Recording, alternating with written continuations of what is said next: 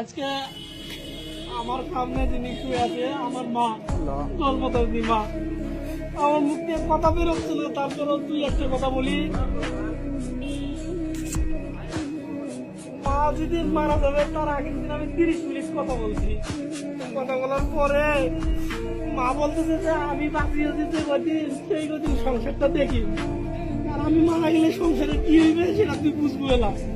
আমি জানি না যে মা তারপরের দিনে মারা যাবে।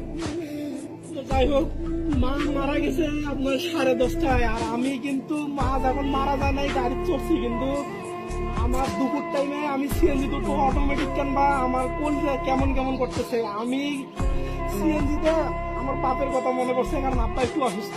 তা আমি নিজে নিজে বলতেছি রব্বির হামুমা কামা রব্বাইনি সগীরা, রব্বির হামুমা কামা রব্বাইনি সগীরা। দূরে পড়ছি আমি সিএনজিতে, সেখানে কোম্পানির কাজ করি। তারপরে আমি রওনা দিছি সন্ধ্যার পর কোম্পানির কাজ শেষ করি, কিন্তু মার সাথে কথা বলি যে আমি ডাইরেক্ট আসিয়া তারপরে আমি বাড়িতে ঢুকবো আর কি। কিন্তু ভাগ্যক্রমে 11টার দিকে আমার কল দিয়ে কয় বাড়ি আসো তোর মা মেডিকেলে। কিন্তু কথার আওয়াজে বুঝে গেছি যে আমার মা আর এই দুনিয়াতে নাই।